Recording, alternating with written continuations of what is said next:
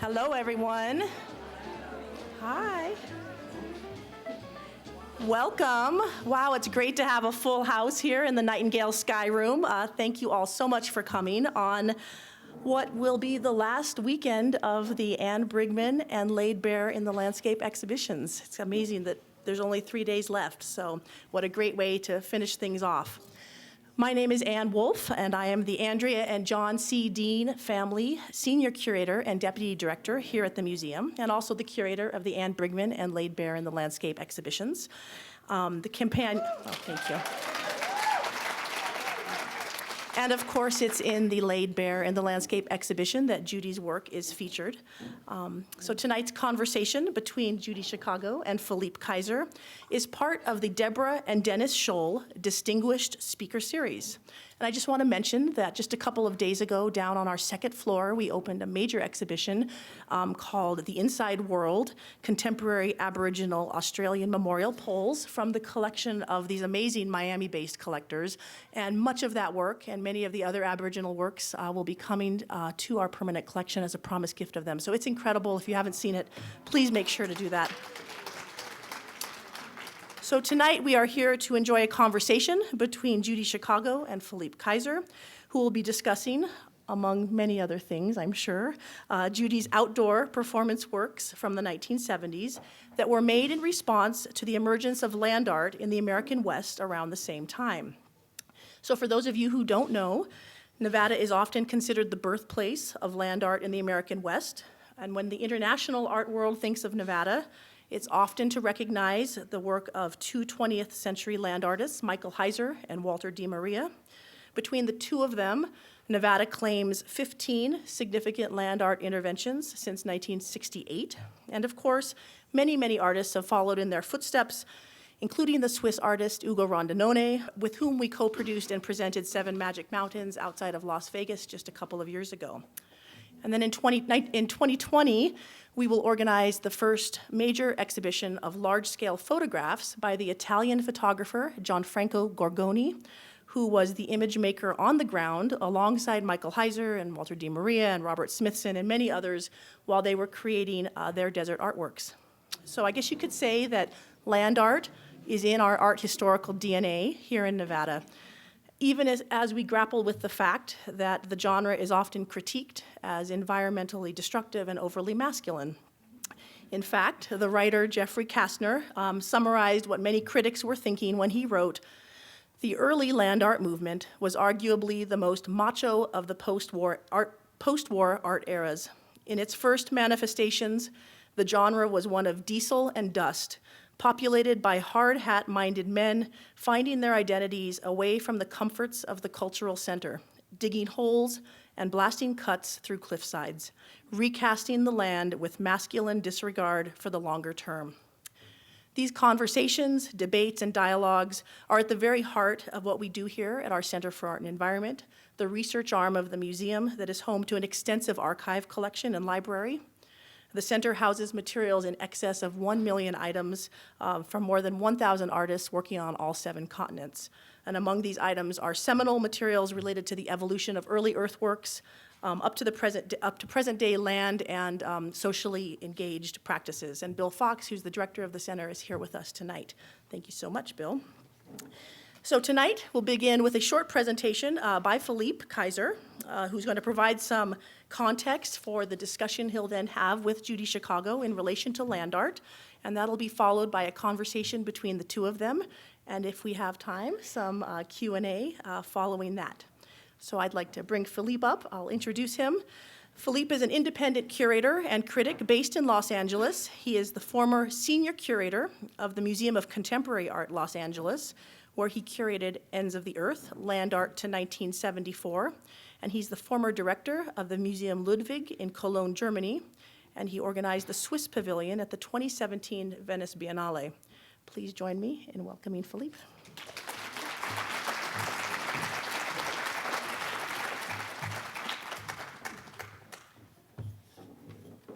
Thank you so much, Anne. I'm very excited to be here, and I was asked to talk a little bit about the exhibition. I brought the exhibition catalog for those of you who have never seen the catalog. And I will show it because I brought it all the way from LA. It was called Ends of the Earth, Land Art to 1974. It was an exhibition that took place at LA MoCA in 2012, so it's a while ago. I co-curated the show together with UCLA scholar Mi-Won Kwon, and it traveled to Munich to Haus der Kunst. And I've always known, it's my first time in Reno, but I'm very excited because I've known about the activities of the museum. I know about I met Bill Fox a while ago. I know about the amazing archives here. And so what I'm saying in the next 10 minutes is not about undermining what you're doing here, because I also want to expand, or what Mi-Won and I did with this show in Los Angeles. It was a pretty big show. For those of you who have been there, it was at the Geffen in this big warehouse, and we recreated a lot of pieces, and we tried to be very inclusive and to give like a revisionist view of the entire movement. So the problem starts with the title. The question is earthworks versus land art. In the US, everyone talks about earthworks, which, and I will talk about that in a second, goes back to a title of an exhibition. But earthworks is kind of misleading from my European, Swiss/German perspective, because I think it always talks about, or it features monumental work, it features sculptural works. And I think what Mi-Won and I were interested in when we did this show was looking at all the loose ends that kind of lead to these monumental works. And there's much more than you think there is. So we all know Michael Heiser. And I think one of the reasons, as great as the Dia Art Foundation that you might know is, but the Dia Art Foundation started in 1974, and for us that was also the cutting off of the land art show, because that's the start of the institutionalization of land art, the big projects. This was earlier, 69, we all know that. I don't want to talk about Michael Heiser, and it was interesting that the two artists you just mentioned, Michael Heiser, Walter de Maria, I've seen Michael multiple times, but they were both reluctant to be in the exhibition. But it wasn't the first show. I mean, they weren't in the major land art shows. They weren't part of that. They also pulled out in the last moment, and that's what they did in our show, because their practice is grand and their practice is about themselves. So, as great as it is, it's either me or the Wizard of Oz who kind of lifts the curtain. But what's interesting about, and I don't want to talk about that because I know that you focus at the museum on these activities, and as much as I'm influenced by Robert Smithson's writings and all that, and he was extremely interesting. But what I'm saying is the 1974 cutting off moments for Dia, when Dia started, and also some other initiatives start, for example, in Buffalo, where big pieces got commissioned, we felt this is the moment when the big, like for example, Walter de Maria's Lightning Field starts, where the artists go bigger and bigger and bigger, James Turrell, and so on, Nancy Holt, 1977. I mean, they're amazing pieces. But we felt it's also interesting, Dia kind of promoted this view of land art as monumental works. And we have to see, Dia initially started as a gallery program. There was a German gallerist from Munich, and whose name was Heine Friedrich, and he promoted the artist, and that's how it started and how people got an idea about land art / earthworks. So here's another monumental work. And what we found is interesting is, and we talked to Nancy Holt, and Nancy Holt said, oh, you're interested in the loose ends before the big explosion. And I think that's how you can describe it. And what we found is, there are 3 canonical events for the movement. It's kind of a movement. But this is the exhibition I just mentioned. It was called Earthworks at Vaughan Gallery in an apartment in New York. At the gallery, with carpet, you see Robert Morris, Carl Andre, Robert Smithson, who was the curator together with Virginia Dwan to do this show. And I think this is, Mi-Won and I had to face the myth of land art. People would say, so what are you going to show? Land art, it's out there, you can't show anything. And we said, well, actually the first exhibition was in a gallery that was called Earthworks. And the artists were thinking about, the relation between here and there, site and non-site. Robert Smithson talked about that in many texts. So this is another canonical event. There were three that we also featured in the exhibition. 1969, the fabulous Earth Art exhibition at Cornell University in Ithaca, curated by Willoughby Sharp. He invited all male artists sitting there on a bench, all amazing artists who did work in the museum. That was the old museum that closed afterwards. And this is a Richard Long piece. And many of the artists, also Robert Smithson, for example, for the first time ever, he would do like a piece that's out there. Like half of it was in the museum, half of it was out there. It was all relational. 1969, the same year, there was this German filmer, Gary Schum, who he didn't coin the term land art. He wanted to call it landscape art. It was actually, supposedly it's Walter de Maria who was the first person who talked about land art. And we felt land art is much more inclusive because it talks about artists who engage with the land, politically, performative, in many, many different ways, and not in a sculptural way or monumental way. What's really interesting about Gary Schum, he commissioned these short films with Dennis Oppenheim, Boetheim, Richard Long, Michael Heiser, Walter de Maria. Heiser, I think Walter de Maria, he pulled it out in the very end, and it was on the poster, but not in the film. And at that time, in post-war German television, they would screen these films maybe at 10 at night, and you could see them. What's interesting about it is a big audience in Europe heard about land art and what was going on here in the Southwest, because the land art films were shown in the famous exhibition When Attitudes Become Form, and it traveled all over Europe. So it was that was kind of the mediator of land art. So I already addressed one of the myths, what can you exhibit? And the work is out there, and I think it's really interesting, and we wrote about that in the catalog, that land art is to a certain degree linked to media culture, to pop art. It has to be mediated. The orchid, a critic said at that time, the orchid in the jungle doesn't go unseen. You have to hear about it, either through a rumor, you have to see a photograph, it has to be mediated. It's different than nowadays with Instagram and all that stuff, but it was interesting how the artists conceptualized the communication and distribution of the works. This is a famous Jan Dibbets piece. So myth number 2 is that land art was something that only took place in the southwest of the US.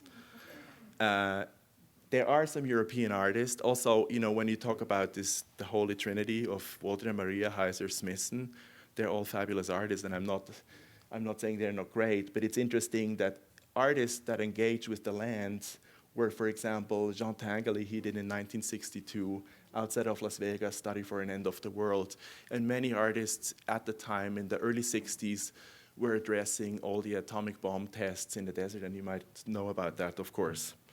Jean Tinguely, for example, who's a Swiss artist who happened to have Virginia Dwan, the gallerist, and he came out to Los Angeles all the time and would do something on site. It was like a media spectacle. There's also a film, he was on the news, and so on.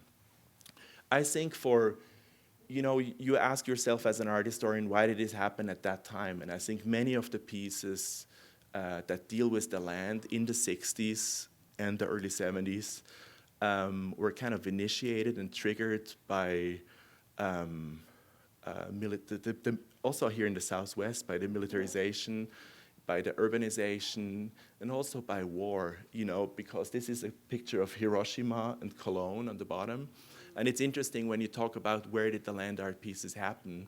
We found a lot of artists that engaged with the landscape in the US, but also in Japan, in Germany, and in these kind of countries, that were highly affected by reconstruction, building freeways, building infrastructure, and also in Iceland, surprisingly, there was like a group of artists who dealt with land issues. There's another artist, Heinz Mack, for example, he was a kind of a late modernist artist who dealt with light, but he did all these experiments in the early 60s. This is from 68, but he did it earlier on in the Sahara. And there were like similar things going on. The French would do like atomic bomb tests in the desert, in the Sahara, in North Africa. And so he went there and he did all these pieces. And of course, it was very different from like the minimalist rhetorics that Kaiser and Walter de Maria had. But it's interesting to notice that there was other thing going on. And I think at that time when he did that, he didn't know about, there were these magazines, Avalanche, but he didn't know about what was going on here. It was like a zeitgeist thing that was what's going on in multiple places. On the left side, you see Klaus Oldenburg digging a hole in Central Park. On the right side, in the 60s, in Japan, a Group E. It was more like a happening. They were digging a hole and then covering the hole afterwards. It was kind of communal labor to experience devastation, bomb drops, and to address all that. I'm just showing like a few things. In Israel, that's another place I haven't mentioned yet, there was a group of conceptual artists dealing with the land, dealing with territory, politics, digging like a hole on the Palestinian side, digging another hole on the Israel side, and exchange the earth. And they did projects not knowing about what was going on because they worked in the kibbutz and they didn't really know what was going on here in the US. And I thought it's remarkable that, you know, similar things were going on, but you couldn't really tell, with a different intention and a different agenda, of course.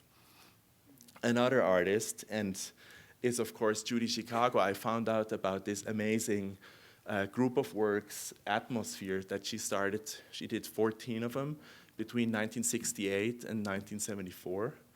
And we will talk about it afterwards. And we featured her work in there too. This is like one performance with Faith Wilding, and we will talk about that later. But I've also felt performative practice, early feminism is crucial to, you know, how artists started to deal with the land and getting engaged in a different way than the artists we usually know or usually talk about. These are just some exhibition, you know, photographs. You see Yves Klein. Yves Klein also, he wrote some proposals about pouring concrete in the valleys of the world, on the planet.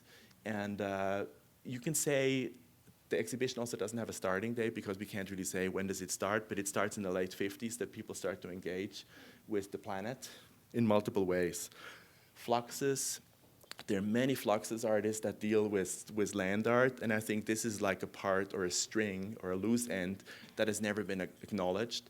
That some artists, you know, George Brecht, for example, was cutting landscapes and moving continents conceptually, or they're doing, or Alan Capro is in there. Richard Long, we kind of recreated a few works. Here you see the Robert Morris piece that was in the Virginia Dwan show that he recreated for our exhibition. Newton Harrison, the Harrisons, a piece we recreated. And then there was also a gallery with a younger generation of female artists who were like Alice Aycock, who was a student of Robert Morris and started in the early 70s with this dirt floor. Alice Aycock, Mary Miss, you know, Anna Mendieta, of course, is in the show that you can see in the gallery. I mean, there are many artists. We kind of open it up. And it's interesting to see that the feminist discourse doesn't, or meets the land art discourse in the early 70s and not in the late 70s. And that's what most people think, you know, that this comes later. But it was actually, and Judy Chicago's Atmosphere pieces are super early when you look at everything else. Yeah, and then the show traveled to Munich, and I was very happy to have it. I found this photograph in my archive, and we put Judy Chicago on there, and that was a surprise, but I think it's amazing, and let's talk about it.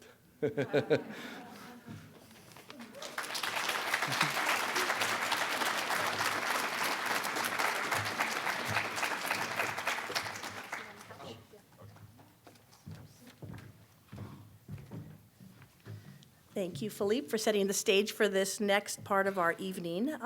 It's my honor and pleasure to introduce to you Judy Chicago tonight.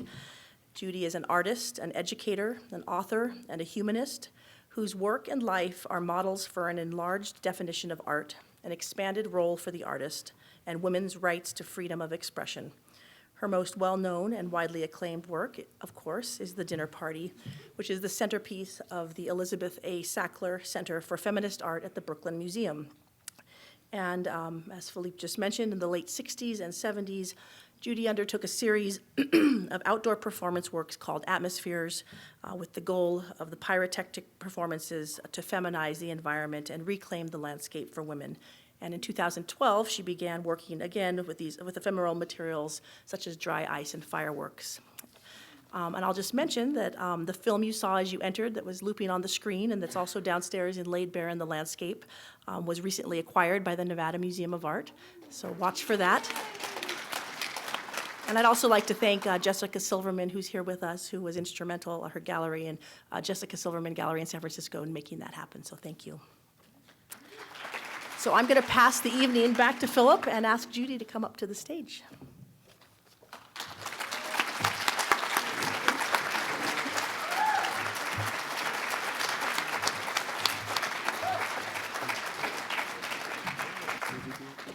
Thank you. Hi. Okay. So I'm sorry, Judy, that I took so much time, but I had to kind of run through the whole thing. I got it. Thanks. Okay, maybe, But wait, I want to say that I found it really interesting because, first of all, a lot of people don't know this aspect of my work. You know, my body of work, as I was saying to you, is just beginning to emerge from the shadow of the dinner party. And as much as I was glad for all the attention, it did block out all of my work. And I remember when you were doing this show and you discovered my fireworks pieces and included them. And so I was really interested to see you place it. It was the first time, other than the catalog, that I've heard you speak about, you know, that whole, and I think it's great that you've expanded the discourse about what constitutes land art. well, thank you. So it was also, Judy asked me a while ago for a catalog to write a piece about, an essay about the early atmospheres. And you know, when we were doing the show, we did a lot of research, but I didn't dig that deep. So I thought, let's go through the archives. I was very thrilled to write about atmospheres, and I think it's coming out in September. Yeah, it's a monograph, major monograph. Okay. And yeah, so I was digging deep, and I was reading all this early work, you know, all this early text about the early work of the late 60s through 74. And yeah, maybe that's how we should start, because I was like looking at all these texts, and there's this famous interview, or there's an interview in Art Forum with Lucy Lippard, 1974. and they talk about atmospheres, they talk about your minimalist earlier work, about many things.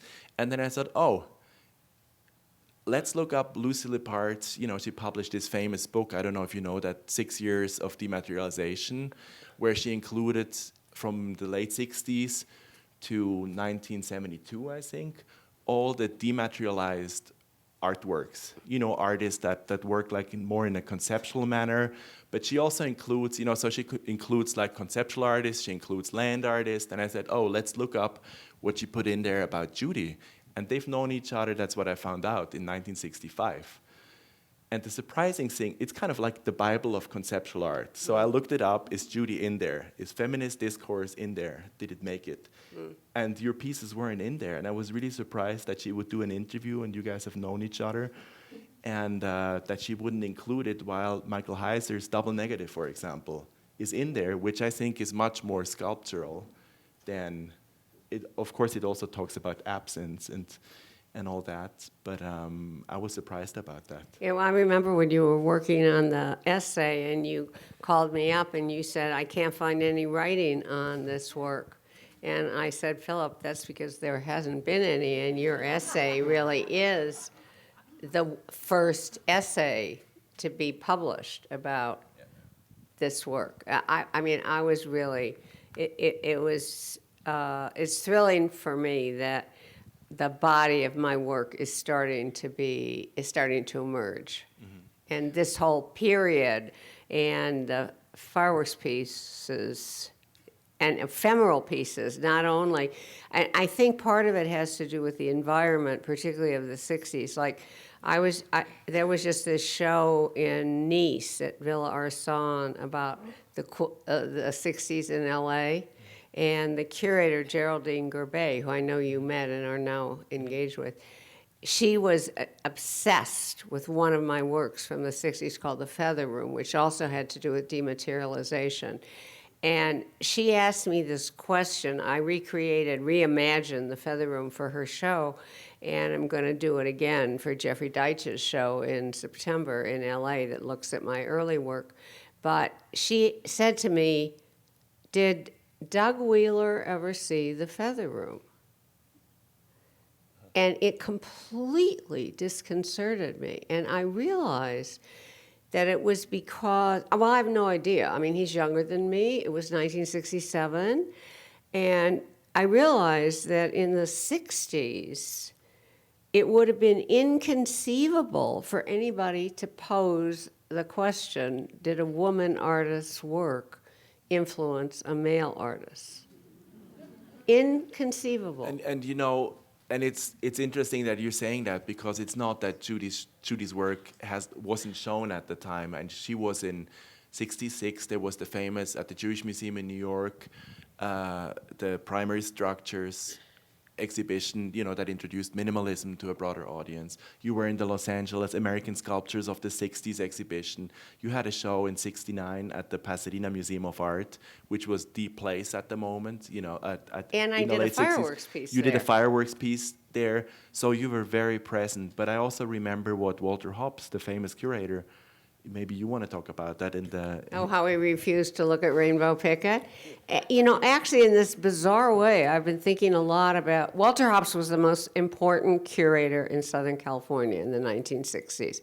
I was living and working in Pasadena in a studio. There were a lot of male artists around, including Bruce Nauman, who was around the corner. And Walter used to visit everybody's studios like once a month in Pasadena because he was at the Pasadena Museum. And I had just finished Rainbow Picket, and Walter literally refused to look at it when he came to visit, like refused. And then some years later, he was in Washington, I had breakfast with him, and he said to me, "But you have to understand, Judy, in the 1960s, women artists were either groupies or artists' wives. So what was I supposed to do with the fact that you were making art that was stronger than the men's? It was like looking at a woman who pulled up her skirt and rolled down her stockings. I had to avert my eyes." And of course, he expected me to like say, "Oh, Walter, that's all right, I understand." But anyway, but I realized that in some bizarre way, what Walter said describes what the art world has tried to do with my work for a very long time. That's why Alex's calling the Miami ICA show a reckoning was really sort of meaningful, because what he was saying is, okay, we can't do that anymore. We really have to reckon with 5 decades of significant practice, right? And so, I think that your show, Ends of the Earth, where you placed my early fireworks pieces into the context, I mean, that was very radical to do that. It was the first time anybody thought like that or saw that. But that comes from a younger generation's perspective, thank God, you know. I mean, I put my faith in art history, and, you know, that's what's happened. Art history has, in fact, come around. Okay, I know you have questions, so go ahead. No, but it was, I think it was a great start. But yeah, where should we start? Let's just start in the very beginning. So Pasadena at that time was like the place to be. And let me just show the first one. That's from 1967, an early piece. But that's Dry Ice, right? Exactly. But I want to talk about, before we talk about Dry Ice, and you collaborated also with your then husband, Lloyd Hammerall, on Dry Ice pieces. The Feather Room. Exactly. But how did everything start before you... Or what started Atmospheres? You were known as a minimalist sculptor. You know who made the Rainbow Picket? It looks like a minimalist sculpture that's leaning against the wall. Except for the color. Except for the colors. They were completely no-go for right. for him and for Walter Hobbs. Yeah. You know, because you've been thinking about this aspect of my work and focusing on it, of course, it's made me think back about a number of things, like the fact that I think it was 1965. I think it was 65. You can check it if you want, as a good art historian. Richard Serra had a show at the Pasadena Museum, and he piled a bunch of redwoods in the gallery. And, you know, redwoods were endangered. It really upset me. The piece really upset me. Its arrogance upset me. And I got into a really big fight with him about it. Did I ever tell you this? No, you never did. And the next morning, I had a loft upstairs in Pasadena in a kind of inconceivable situation now, which was 3 of us artists shared 5,000 square feet. We paid a total of $75 a month rent. Oh, wow. You know, you could live on nothing in those days. You didn't have to have a full-time job. I mean, I remember Billy L. Bankston told me when I said, because he had I visited his studio. He was a very prominent LA artist in the 60s. You know, I said, well, you know, do you have a job? And he said, being an artist is my full-time job. And that was it for me. I'm like, right. So anyway, the next morning, there was this pounding at my front door, and I went downstairs, and there was Richard Serra with Art Forum in his hand, and he said, you might not like it, but they do. Oh, wow. You never told me that story. But it defined the era, because you were right. All the support was going to the guys. And I don't know if that informed my decision I remember why I decided to start working in colored smokes. I did this collaborative, I was always interested in collaboration. I organized these artist events in Brookside Park. But before that, I worked with other artists on this environment. Our studio fronted the Colorado Boulevard where the Rose Bowl parade went. And we decided to do an event on New Year's Eve for all the people who were like lining the streets. It was called the Raymond Rose Ritual Environment. We stretched like screens across the buildings and projected things. And I lined the street with fog machines. And I designed this, we had Klieg lights, and I designed, because I was working on color systems then, I designed this spectrum color wheel, and the Klieg light was picking up the smoke as it rose and turning it in all these colors because of the spectral wheel. And I looked up at this and I thought, I'm going to do colored smoke. Now I look back and think about the domes and the enclosed Can you talk color. about the domes? Yeah, I was doing these blown domes and plastics and spraying them at different levels using these color systems, which I then actually applied to my fireworks pieces too. And now, I mean, this was in the lead-up period to my making this radical break in my art practice and going off to create to figure out how to create a feminist art practice and feminist art education.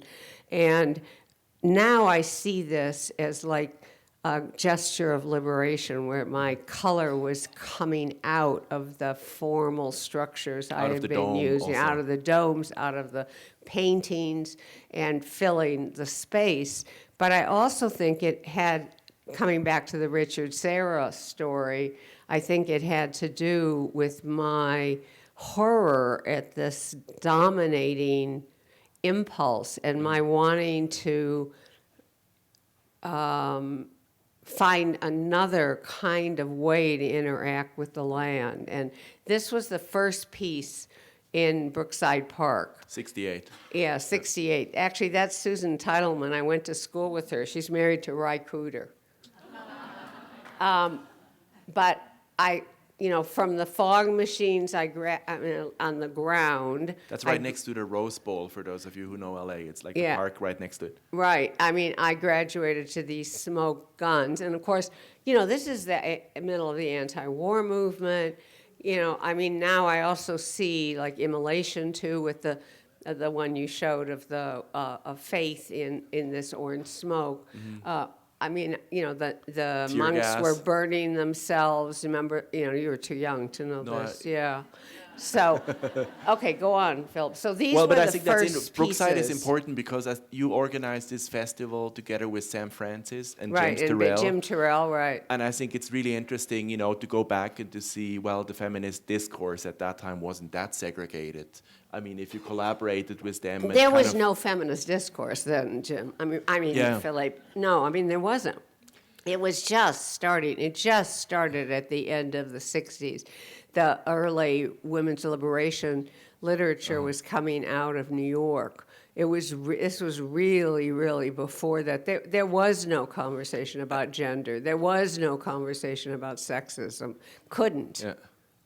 And how did you, you know, at that point in time, there was this big light and space movement going on, especially in California. How did your projects relate to that? Or how did people or friends, if it wasn't like Art Forum, did friends situate your early atmosphere No, in pieces? fact, actually, I mean, like when I did the Pasadena Museum piece, I mean, that was a pretty That big. comes later, Yeah, yeah.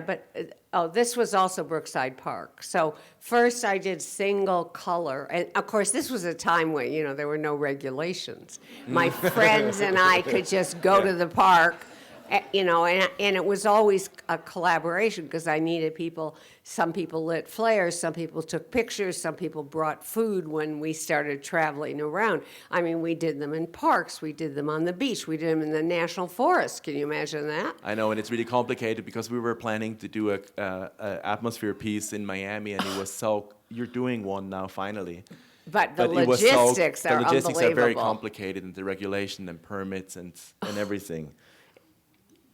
This is Santa Barbara Museum. I really like 1969. that. Yeah, I like that. I like setting the museum on fire. So how did the Santa Barbara Museum happen? Was it a commission? Yeah, or- yeah, they invited me, of course, because, I mean, there was stains left on the front of the museum, but they incorporated that. They went around and they said, and this is where Judy's piece was. And, okay, this is the desert, of course. This is Palm Desert. And by this time, I was starting this. Then I started, once I started the feminist art program in Fresno, I started bringing my students with me. And that was when I started the Women in Smoke, where I painted the women's bodies to match the colors of the smoke. This They is come before later, but that. I think that's interesting that a lot of the atmosphere pieces happen either in Fresno or then when you went to CalArts and brought the feminist art program to CalArts Yeah. in '71. Yeah, 71. Yeah. Okay, so let's continue.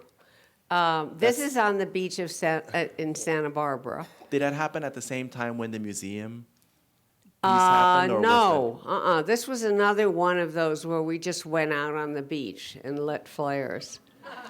I think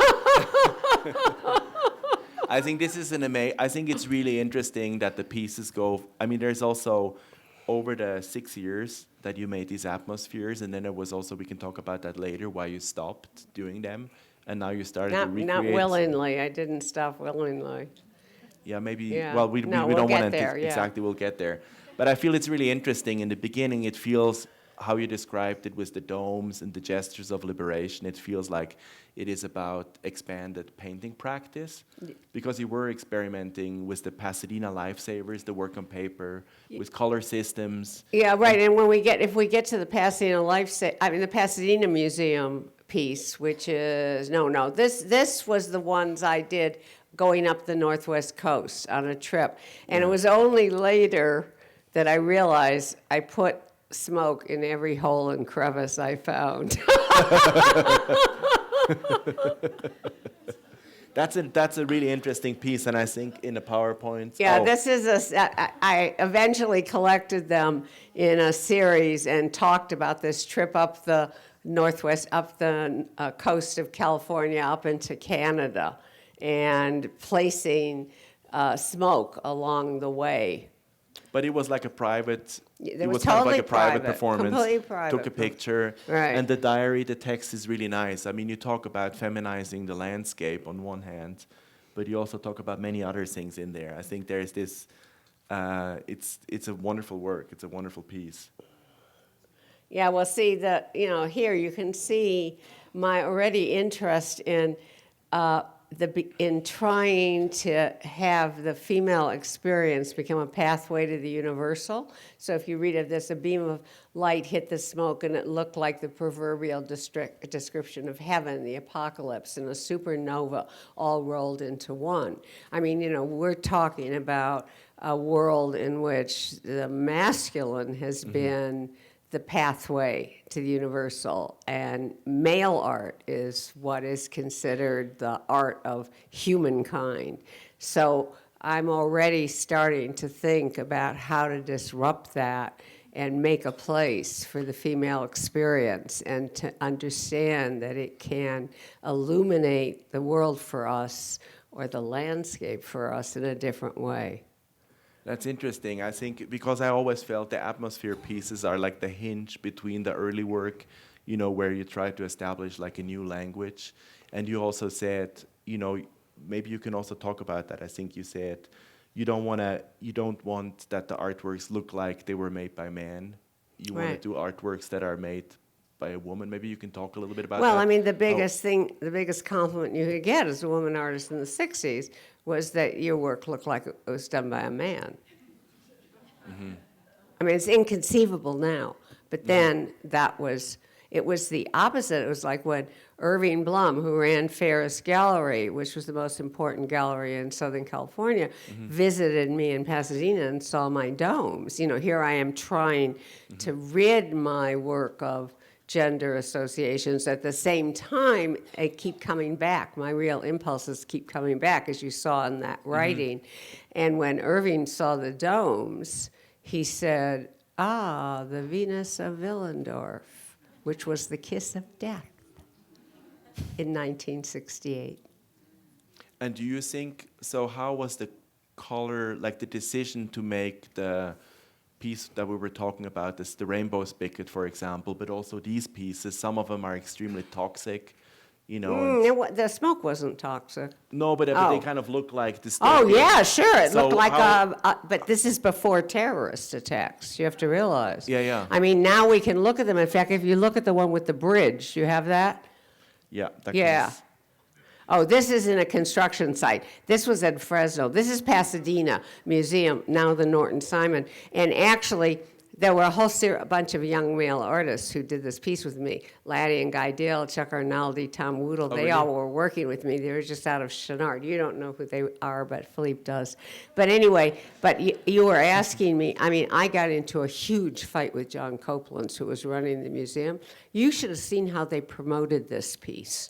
They did not promote it as a serious work of art. They promoted it as Judy's carnivalesque performances. It was the gala piece. It was Yeah, for it the was gala. a gala piece. I mean, and the whole writing about it was completely different than, for example, how the Richard Serra had been written about as serious art. What did they say? I don't remember it. I just know it got me furious because it was just in all this language, like it was carnival-like. It wasn't a serious work. But the way I laid out the smokes was exactly the way I laid out the colors in Pasadena Lifesavers or all those color studies. So what I was looking at is the way this color would then mingle in the air. Okay, on a canvas, it would dissolve in front of your eyes. The color would make the form dissolve. Well, here, the color caused the atmosphere to dissolve in an array of color. Why did you pick the title? I have never talked about this before. No, but it's interesting. No, and I never asked you questions like that. So No, because No, but there's it's- been no serious study of this work Yeah. until you, Philip. Thanks. I think these works are amazing, and it's also interesting that I think what's really interesting is that the institution commissioned your work, but then they would talk shit about it. Right. You know, I mean, Right. pardon my French, but I think Santa Barbara Museum, the Pasadena Museum of Art, John Copland, who was with Art Forum, I mean, he was known. They wouldn't write in Art Forum, but they would hire you or ask you to Well, do that. John did write about me, but he was always conflicted. You know, he used to say, you can't be a woman and an artist too. Wow. But you had the show in Pasadena, that was That was the year John. before. Yeah, that was Right, John. that was Yeah, his because show. they, when Irving wouldn't show the domes, John did. I mean, Yeah. he had sent Irving to see them. But I think what's really interesting also about the pieces, how they interact with the male-dominated architecture. You know, they don't soften the landscape in this case. No, I was trying to they disappear break- that damn museum. or the construction site. Yeah, but here, Yeah, for here, example, yeah. it kind of makes it disappear. Yeah, totally. Yeah, well, this was part one. And then again, you know, it's really important to stress how important support is. And how, you know, you can't achieve as an artist without support. I mean, John did support me, but it was always ambiguous and conflicted. And, you know, whereas the 3 atmospheres I did at Cal State Fullerton were commissioned by Dexter Frankel, the think curator there's the- there, who did this huge. That's Pasadena. Yeah, that's Pasadena. Okay, this was another one in Fullerton. You did 3 in Fullerton. I did so the this and one. there's the bridge. That's and the number- bridge, right. I hope we have the bridge. Yes. Now, this, 1971, can you imagine being able to do that now? Did you have to, was that permitted or it was just... Permit? No, I know, that's what I thought. No, but it's interesting. It has this, and I think you talk about that, you know, when you made the private fire pieces on the way to Vancouver, you talk about this guerrilla strategy, you know, you just throw like dynamite in there and then you hide. But at that point, this is the end of the 60s. You know, I've now had a 10-year struggle in the male-dominated art scene, which I just wanted to dynamite. But like here in Fullerton, it's interesting because these all look like buildings that were recently built. And I know that the They were project, then. the project you did with your then husband, Lloyd Hamrell, Yeah. that was in Oh, in Century City. Century City. Right. How much was this because many of these land artists, and that's what I was mentioning before, you know, they dealt with urbanism, sprawl, all the freeways that were built in the 60s. I mean, for example, Michael Heiser always talks about that he uses the desert as a blank canvas to make his cut. And I think, you know what, but if you look there, you know, if you look at the work and you see how close it is from the Hoover Dam, from the freeway that makes this cut in the landscape, it relates to all this. So my question is, how much does this relate, or is this also kind of a critique of urbanism, or was it both a critique of urbanism and a critique of masculinity and structures that are being erected by man? Well, the Century City dry ice pieces, there were 2 of them. Century City was new then. It was just being built. And so you have to understand, LA was going through this massive urbanization. I mean, when I got there, there were still orange groves and, you know, eucalyptus groves at UCLA. And now the freeways are coming, you know, it's the end of the 50s into the 60s. LA is being concreted over. And at Century City, they wanted to highlight the development. So there was this art and technology group that I was involved with. And they invited us all to do pieces there. Well, I'm watching the commercialization of the mall go up and then plant dry ice and disappear it before it can like take over. If only for a moment. I mean, but it took 40 years for that work to be understood. It was not understood, the dry ice work, until I worked with Jenna Didier and that, I forget what they were called for Pacific Standard Time, to pick up where I'd left off in fireworks and dry ice. And Jenna, it was an architectural group, and Jenna said, Judy, you were critiquing monumentality in architecture. Absolutely. And that was the first time 40 years it took. Yeah, it's interesting. I don't know if you know about the Pacific Standard Time project that the Getty initiated. There was one about Southern California in 2012 and 2013, I think both years, and they initiated a lot of exhibitions in institutions across the city, and a lot of this history, would be visible again. And they also, in Pomona, for example, Judy, who had a show there with Hal Glicksman, when was that, 69 also? I was 70? the only woman to show in that Oh, wow. whole period in Pomona. Did you know that? That's crazy. When, what's her name, Helene Weiner was there, she never showed one woman. Interesting.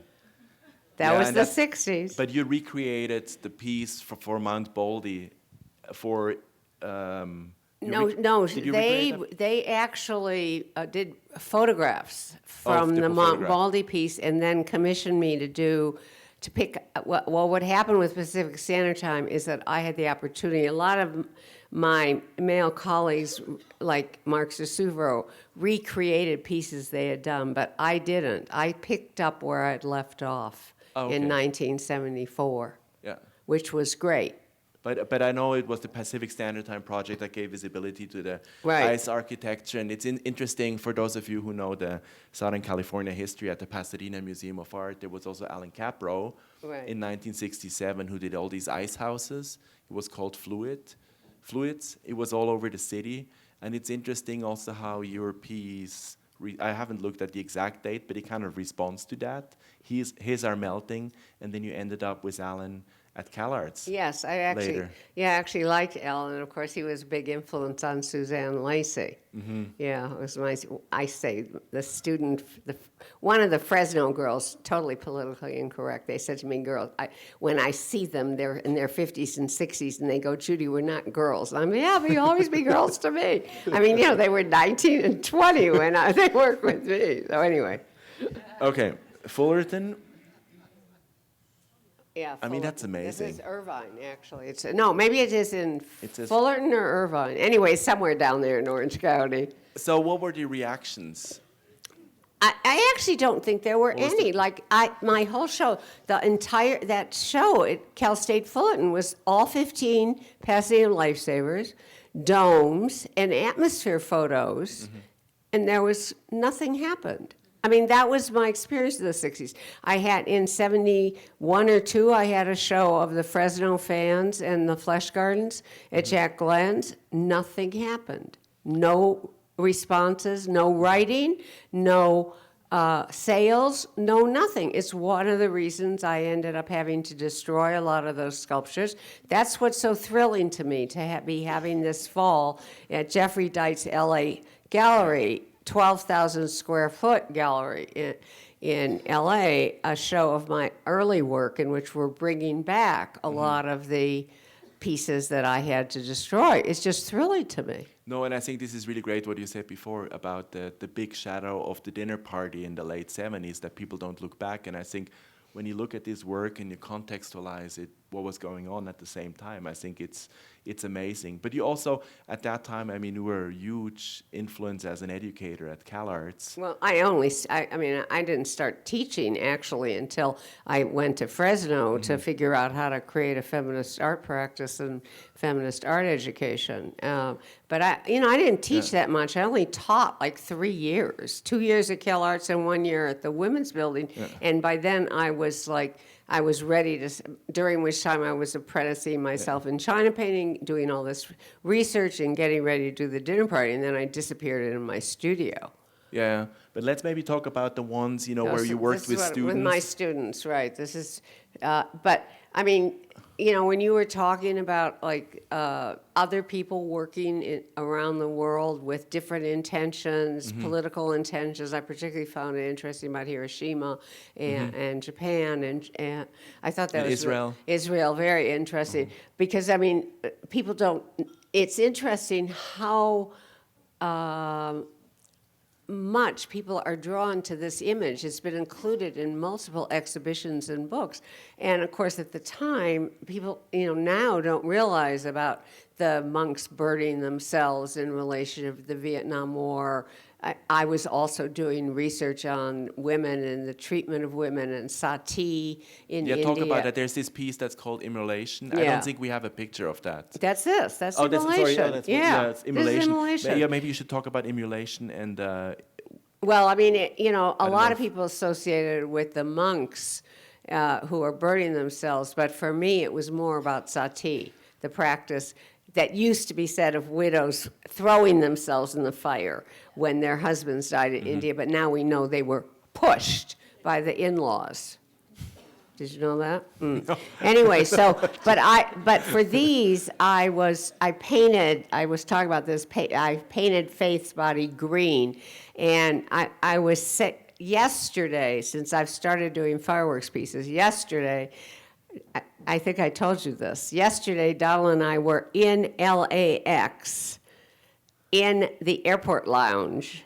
I was on WhatsApp communicating with a photo group and my artist liaison from my New York gallery in Miami, who did a series of images based on my smoke pieces for Harper's Bazaar, the next issue of Harper's Bazaar. And I was directing them via WhatsApp. Well, it's actually great that you're picking up the atmospheres again after. Yeah. Well, I started, like you said, in 2012, and I've done, like, Purple Poem for Miami next month will be the 6th major piece, and they're at much bigger scale.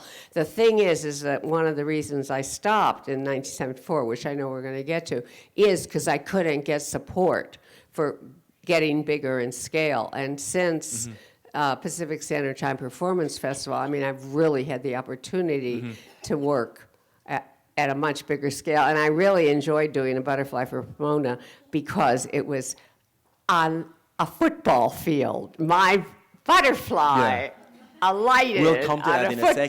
But it's football interesting field. to see that over the 6 years that you were doing the atmosphere pieces, in Yeah. the beginning, they were monochromatic, and then they were totally toxic. Some, the Santa Barbara one was the purple, and then they get more narrative, more symbolic, more like tied to rituals also. And I think it's interesting when you In goddess imagery, which I was investigating in the early 70s, which some of these images come out of. How did that happen? I mean, Well, I was doing all this research in women's history, and so I discovered that all early civilizations worshiped goddesses. And so I did these series of images that, had women creating fire. I mean, I was beginning to develop the narrative that would become the basis of the dinner party. And, reconceiving the history of Western civilization in terms of women's contributions. And that was definitely the women in smoke images come out of that female empowerment, merger of flesh and landscape, nature. I know it's essentialist. Oh, there's a new term called strategic essentialism. Oh, you have to describe that. Okay, strategic essentialism, which is really what I practiced. I mean, I don't really think there's all that many differences between men and women, except for the fact that women give birth. And, but, then I got branded an essentialist, that I was degrading women with my images, blah, blah, blah, blah. But now essentialism has come back in the form of strategic essentialist. I'm like, great, I'm a strategic essentialist. I like that. I think that's amazing. But the new one, you just showed me the pictures. You were talking about WhatsApp, but the ladies in there, they have dresses, Yeah, because you can't have nipples in Harper's Bazaar. Yeah, okay. Even though it's an all-female readership, right? And they don't know they have nipples.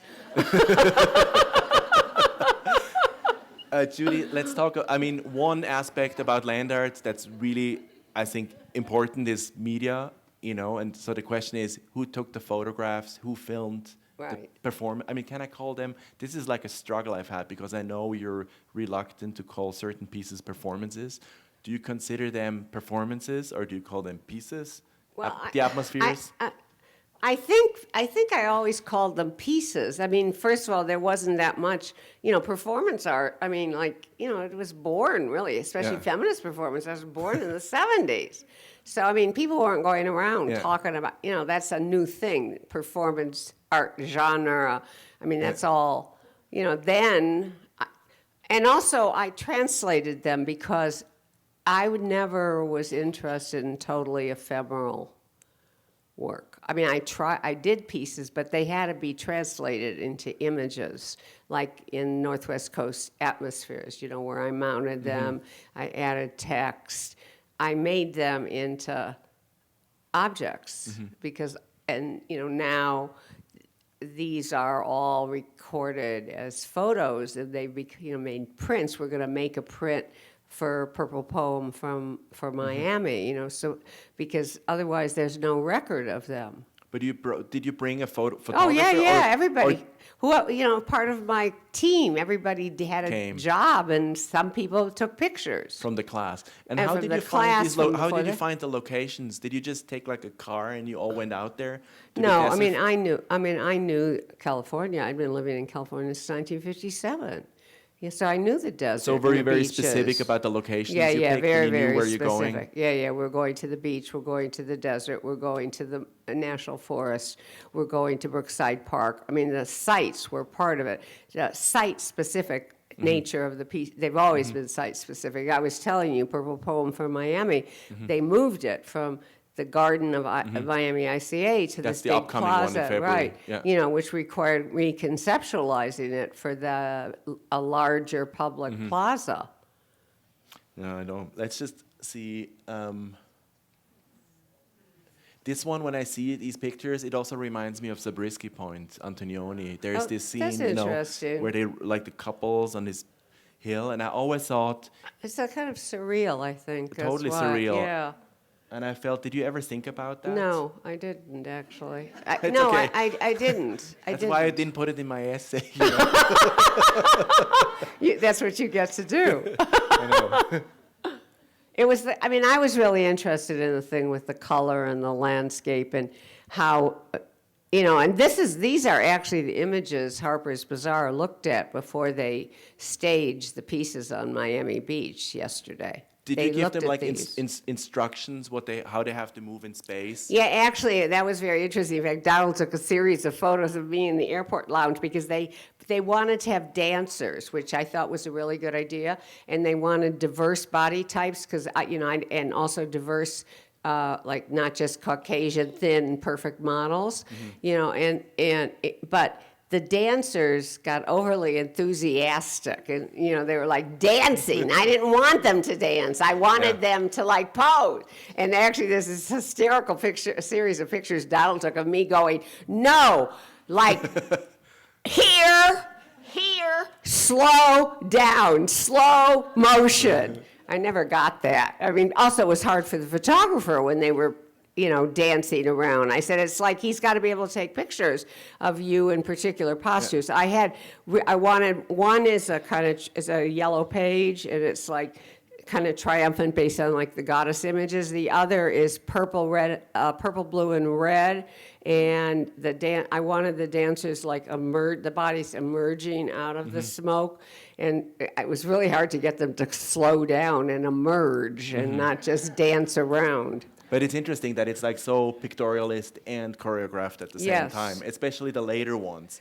Maybe let's. Yeah, see, this was, I was really interested. Yeah, this is the one we kind of recreated, but in a completely yellow fog of smoke on the beach. And you can see it in the exhibition also.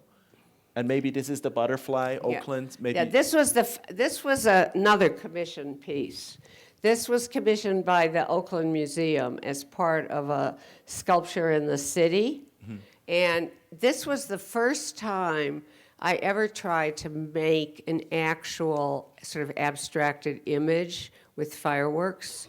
And what was interesting is in order to do this, we had to construct a whole, like what's called using lance work. It's a particular fireworks technique where you can make images with fireworks.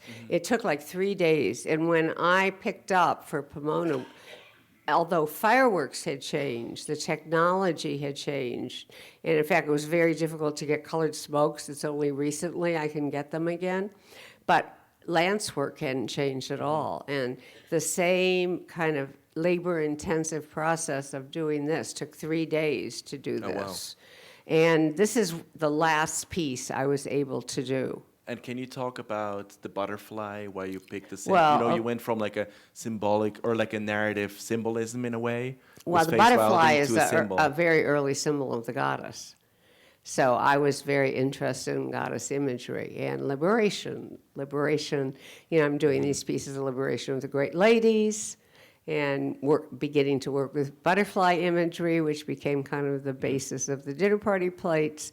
So, I can see the relationship of this Absolutely. to those. And this was also a transfiguration image, a kind of like, it was 17 minutes long and kind of like started, erupted, and then died. What made you end the atmosphere pieces? Oh, I didn't want to end it. I wanted to go on. I wanted to get bigger. There were two things. By this time, they were beginning to work in this scale, like in a city. I was beginning to have to deal with some regulations, like having a pyrotechnician. And I had to try to, I had apprenticed myself to lots of different technical. I went to auto body schools to learn to spray paint. I had apprenticed myself to the boat builders to do 10-part cylinder, which was fiberglass. So I had a whole history of doing that, and I had apprenticed myself to a fireworks company, which was how you became a pyrotechnician. And there were no female pyrotechnicians at that point in California. And I had two challenges. I couldn't get support for going bigger than this, which I wanted to do. And I was being sexually harassed by the owner of the fireworks company. Who was the only person in Southern California at the time when you kind of needed That him? was the only path to being a pyrotechnician. And here's a fantastic story that I'm going to tell in Miami. When I picked up again, because of the Pacific Standard Time Performance Festival, I had to look for pyrotechnic company, because by now there's lots of regulations. Mm-hmm. And as I often say, the luckiest day of my life was walking into the office of a 6th-generation pyro guy at Pyro Spectaculars named Chris Souza, and he knew exactly, you know him from, right. He knew exactly who. I told him the story, and he did the Butterfly for Pomona, and he brought an all-female crew. Oh, that's amazing.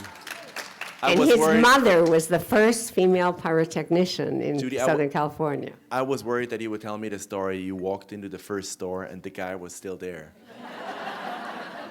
And I think he's dead. I have no idea. Well, I think we want to open the conversation for questions. I don't know, Anne, do you want to moderate? How many of you knew about this work of mine? Not many, right? Yeah. It's so thrilling to me to have people learn about it. Okay, we have Thank someone you, with a Philippe, mic. so Claire's going to much. pass that around. Are there any questions? How about right here in the front row?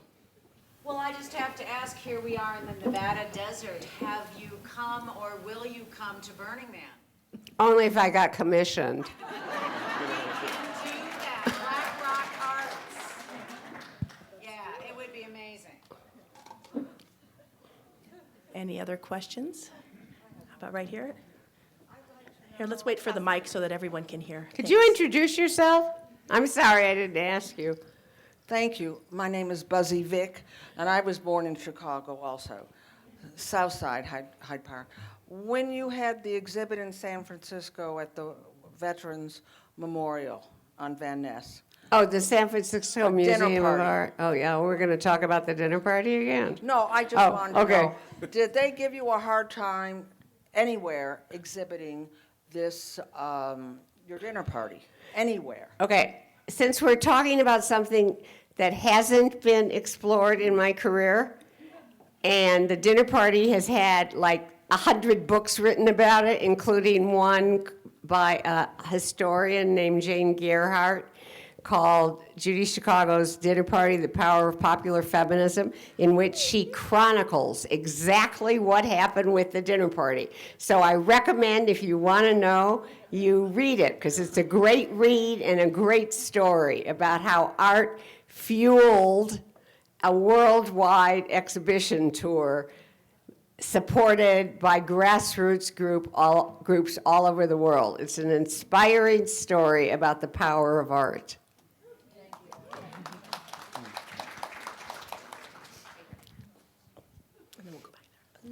I think it's me right here. Hi. Who are you? My name's Kelsey. What do you do? I am a community education coordinator for a parks department, and I also love art and your work.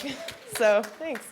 I was curious. I've recently learned about this work, and it's amazing. Have you put yourself in the smoke? Have you done any self-portraits with that? And if not, why not? It's very difficult to ignite flares, direct the people doing it, and be in it in the same time. No, can't. Impossible. Not possible. Claire, back here in the center aisle. Sorry.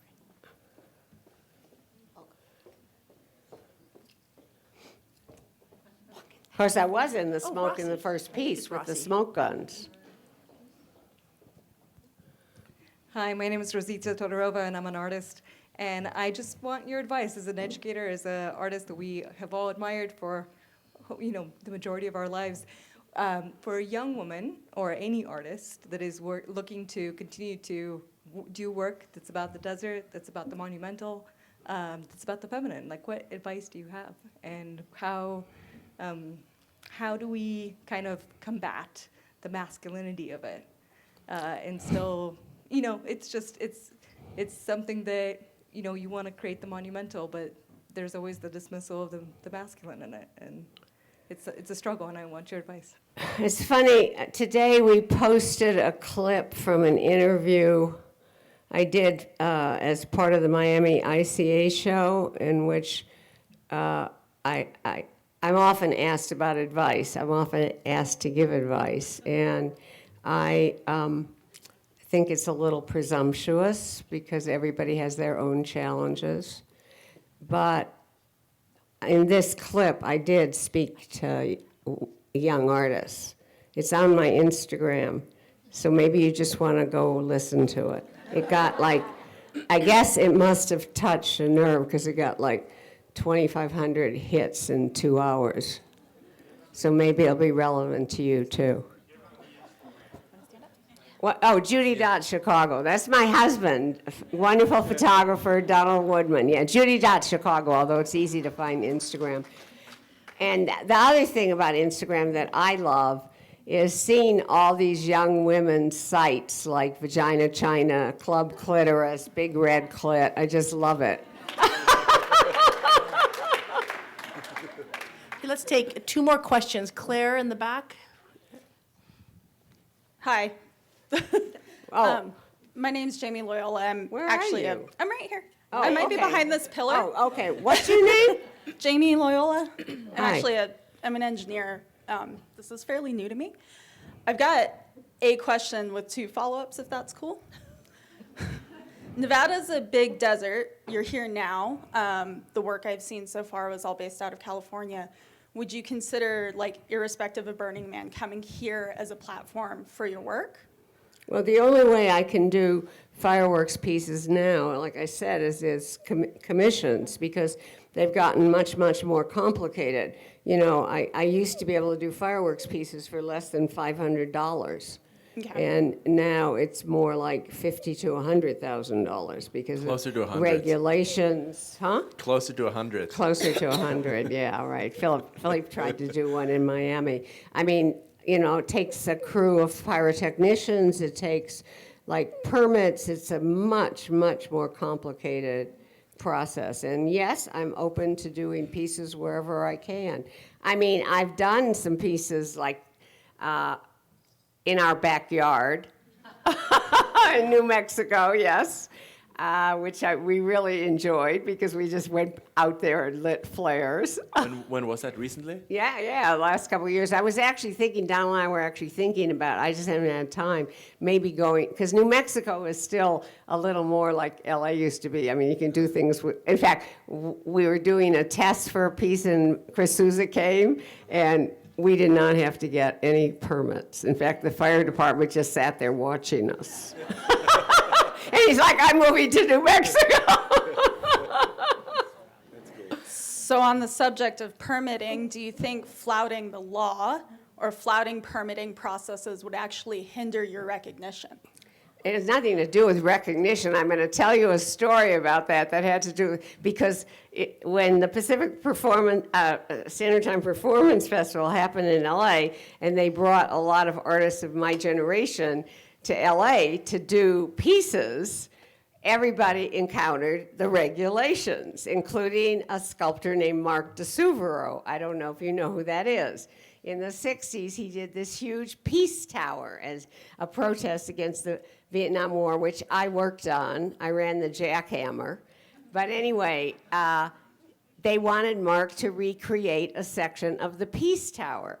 And the curator of Pacific Standard Time Performance Festival, Glenn Phillips, was terrified that he was going to have to bail Mark out of jail because Mark was fuming in his hotel room that he couldn't go out and just do the piece like he did in the 70s. And at one point he said, fuck it, I'm just gonna go crane that fucker up. And Glenn's go, oh my God, he's gonna have to bail him out of jail. It has nothing to do with recognition. It has to do with the laws.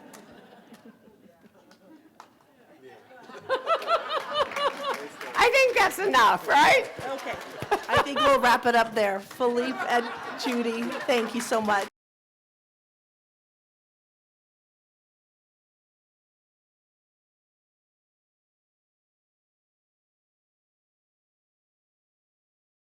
It was fun. Thank you all for coming.